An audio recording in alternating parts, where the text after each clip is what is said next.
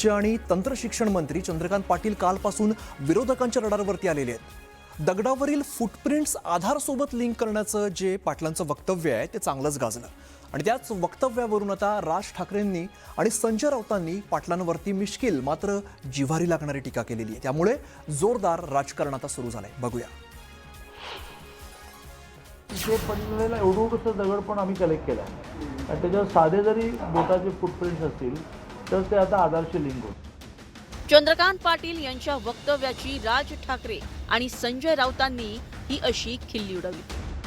दगडावरच्या footprints त्यांना fingerprints म्हणायच्या होत्या, ते म्हणे आता लिंक आधारशी करणार कसं?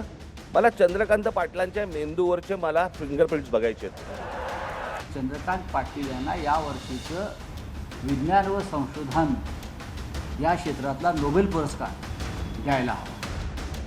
त्याचं कारणही तसंच होतं। चंद्रकांत पाटील यांनी दिल्लीतल्या आंदोलनात दगडफेक करणाऱ्यांवर कारवाई करण्यासाठी पोलिसांकडून वेगवेगळे पुरावे गोळा केले जात आहेत असं सांगितलं। ते पुरावे कशा प्रकारे जमा केले जात आहेत आणि त्या पुराव्यांमुळे कशी कारवाई होईल हे चंद्रकांत पाटील यांनी सांगितलं। यावेळी त्यांनी फिंगरप्रिंट्स ऐवजी फुटप्रिंट्स असा शब्द वापरला। दगडावरील फुटप्रिंट्स आधारासोबत लिंक करून आरोपींना शोधलं जात असल्याचं वक्तव्य पाटलांनी केलं होतं। त्याच वक्तव्याचा मनसे अध्यक्ष राज ठाकरेंनी खरपूस समाचार घेतला।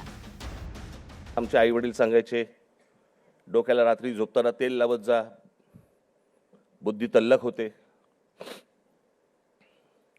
एका माणसाने आयुष्यभर केसाला तेल चोपडलं पण बुद्धी नाही आली।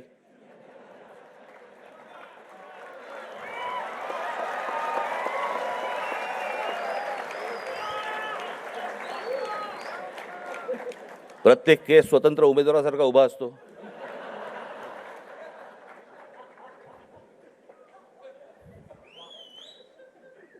आणि हे म्हणे शिक्षण आणि तंत्रज्ञान मंत्री।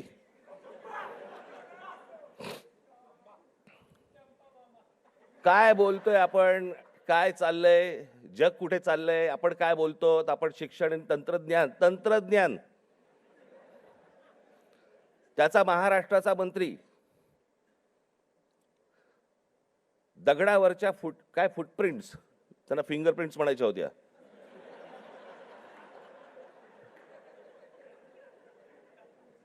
ते म्हणे आता लिंक आधारशी करणार कसं?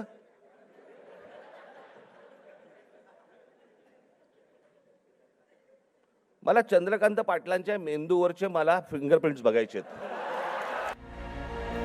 मिश्किल शैलीत विरोधकांची विकेट काढण्यात पटाईत असलेल्या राज ठाकरेंनी चंद्रकांत पाटलांची टोपी कशी उडवली ते आता पहा। आमचे आई वडील सांगायचे, डोक्याला रात्री झोपताना तेल लावत जा, बुद्धी तल्लख होते। एका माणसाने आयुष्यभर केसाला तेल चोपडलं पण बुद्धी नाही आली।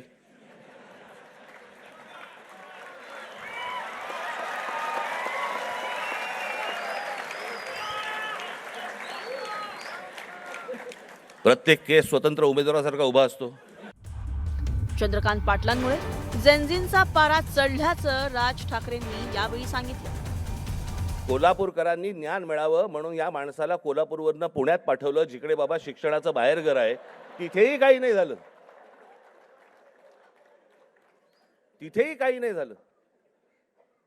आता असे शिक्षण मंत्री म्हटल्यानंतर जेनझींचा पारा सणकणार की नाही सणकणार, चढणार की नाही चढणार? की ही अशी माणसं आमच्या नशिबी आणून तुम्ही ठेवली आहे। महाराष्ट्र नवनिर्माण विद्यार्थी सेनेच्या कार्यक्रमात राज ठाकरेंनी चंद्रकांत पाटलांवर हल्लाबोल केला, तर ठाकरेंच्या शिवसेनेचे खासदार संजय राऊत शुक्रवारपासूनच पाटलांवर टीकास्त्र डागत आहेत। चंद्रकांत पाटलांना त्यांच्या संशोधनाबद्दल नोबेल प्राइज मिळावं अशी मागणीही राऊतांनी आधीच करून टाकली। नोबेलच्या मागणीनंतर संजय राऊतांनी पुन्हा एकदा चंद्रकांत पाटलांना शाब्दिक दांडग्या दिल्या। चंद्रकांत दादा पाटील दगडाचे ठसे घ्यायला गेलेले आहेत।